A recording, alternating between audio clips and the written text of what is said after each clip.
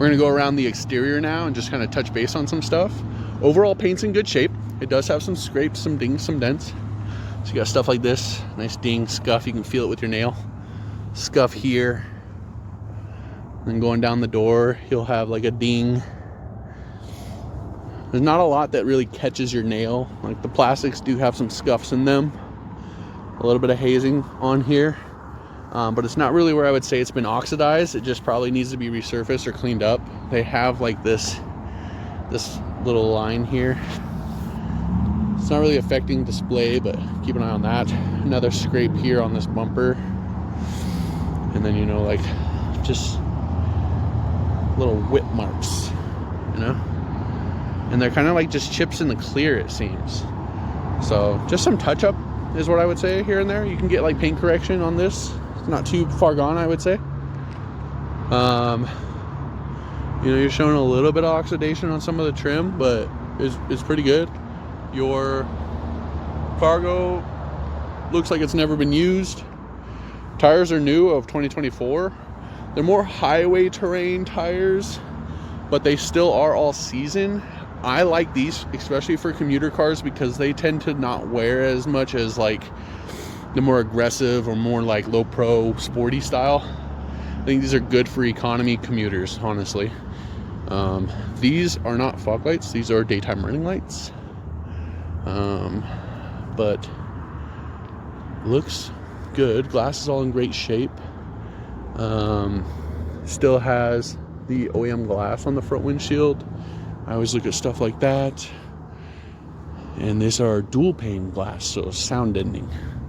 So really good. And that's going to be our exterior. Oh. We're going to go through our engine bay portion really quickly. So first off, airbox is bolted. We don't disassemble the vehicles while we're in here. One thing I did notice, this is a Dexos car, so you must use at least a synthetic blend. We do have some condensation in here. Coolant's clean, oil's clean. A lot of these lot cars, when they sit in these environments, they don't get up to operating temp. They just get started, stop, started, stop. I would run some heat through the fuel system. Well, that's what it's called, heat. And it'll just basically burn out all the moisture inside of your system and just clean that up really well. That way you don't have to worry about something like that. You can tell there's been some recent work. We got new lines. AC's been worked on and stuff as well. From the bottom, it looked like the condenser might have been replaced at some point. Coolant's in good shape. Battery's in pretty good shape. It's underneath your brain here, so I couldn't really get a date on it or anything like that, but I don't see any corrosion. Down here, it's kind of hard to see, but there's a cap here for your transmission. It's just a cap. There's no stick on this model, so we can't check fluid condition or level. These are supposed to be done every 50,000 miles, so definitely something you're right in the halfway point past its second service. If it hasn't been done, you probably want to get it looked at. Brake fluid is a bit dark. That's just a sign of moisture buildup over time. Brake fluid is a superconductor for moisture. That's its job. Over time, when you get too much moisture in your system, it just reduces performance by just adding more to the boiling point. But yeah, starts up well, plenty of power, lets it get up and go for the 4-cylinder that it is. We're gonna stop it right here. All right, so we always do an undercarriage. Basically, we use this mirror to kind of get good angles and just show everything. I always start from the front like this to show if anything's hanging down, sagging or dragging, basically. You see your front cross member. So this is your subframe, right? Because this is a unibody car.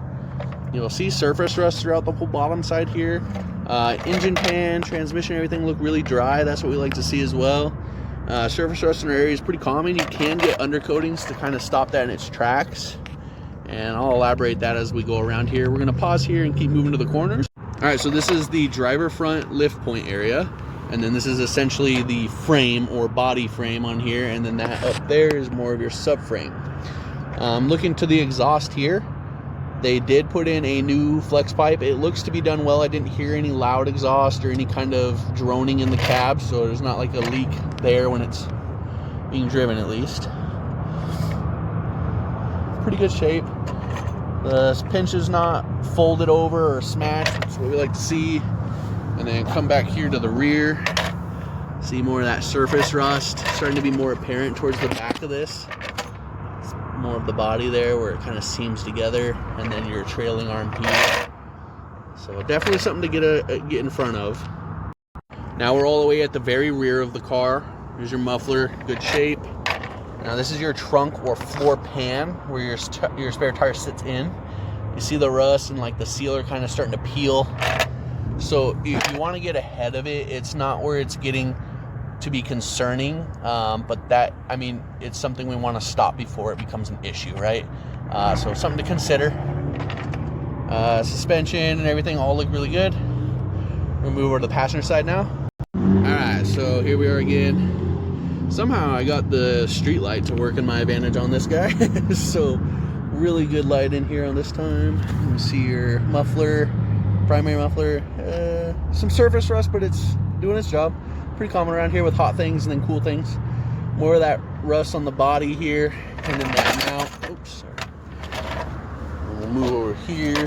Front looks pretty good. You know, nothing really concerning on that.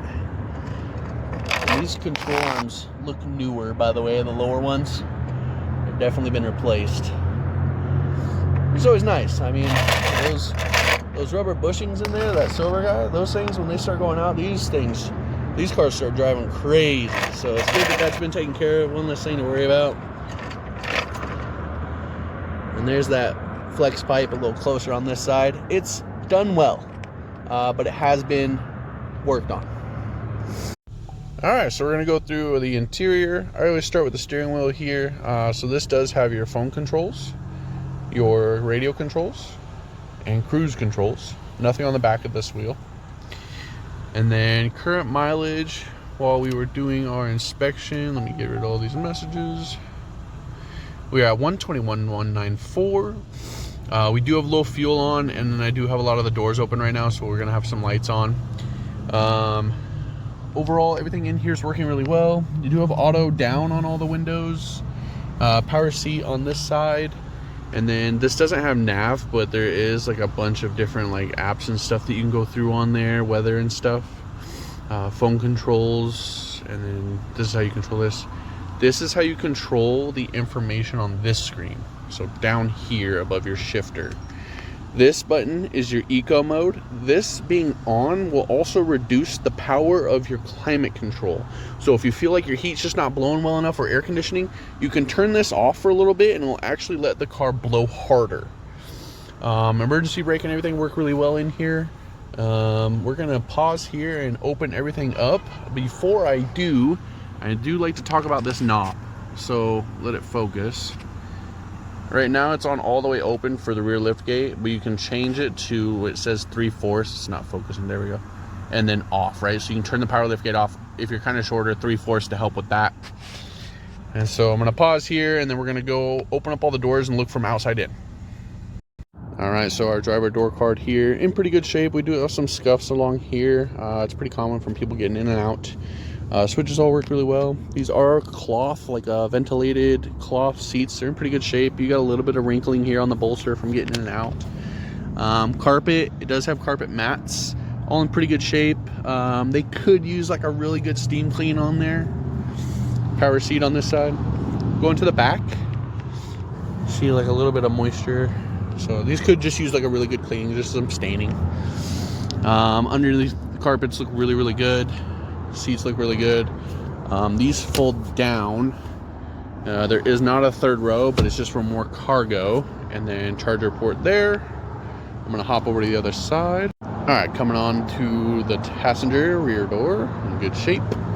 Seat over here also in really good shape. I always like to make sure these snap back, make sure they're not all stretched out and stuff. So it's kind of something I always do. Carpets are really good on this side as well.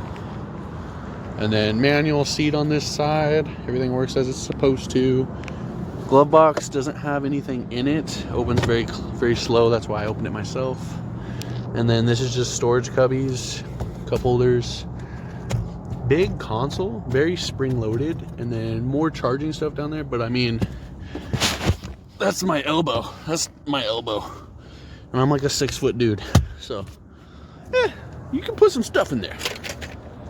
All right, this is our trunk, rear hatch, lift gate, however you like to word it, version. Has this all-weather mat, really sticky. I like that. Not, a lot of times it's like hard plastic and your stuff just slides around like my Subaru. Another charge port back here. Nice deep cubbies. Looks like there is a stereo back here as well, like bass. I can't really see in the mesh to confirm it, but it sounds good at least. Lifting this bad boy up, you got your full height spare, not a full size spare, but full height for the all-wheel drive. Does have the tools and everything here. One thing I didn't notice, and I'm not sure they come on this vehicle or not, but there's no recovery eyelet. So there's most likely a hook somewhere underneath these bumpers for recoveries. And then this is a power lift gate. Very smooth operation. Goes all the way down, shuts nicely.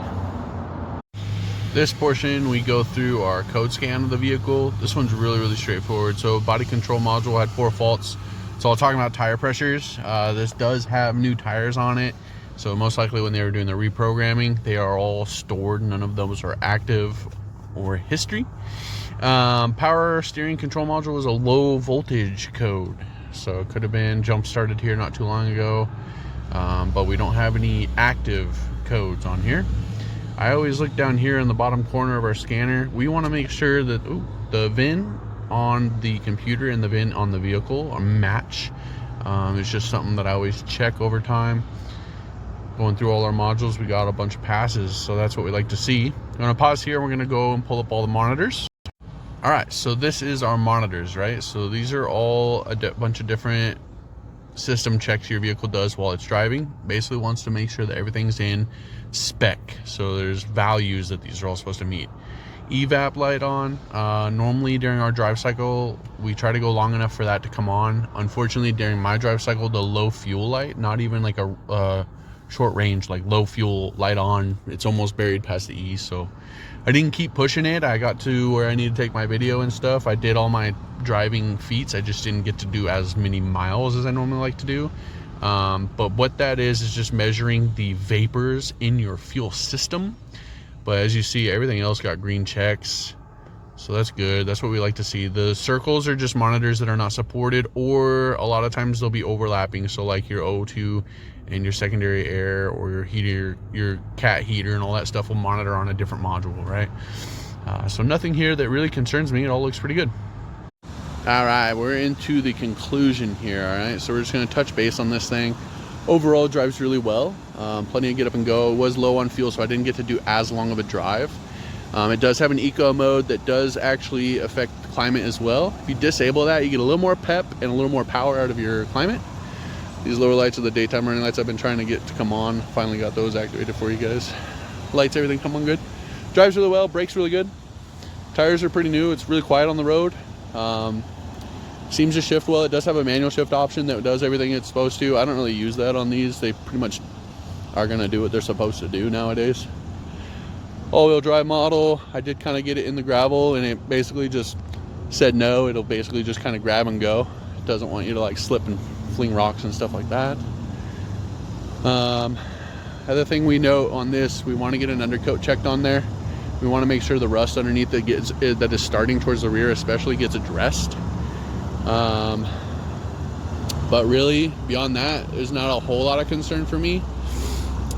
We do have some dings on this thing. It's not perfect, but it looks pretty good overall. Drives well. Conclusion for me, brake fluid needs some looked at. The transmission fluid I'd get checked just because it is a service only thing, and get that body rust under control. Just underneath, it's starting pretty bad, so we want to just stay on top of that.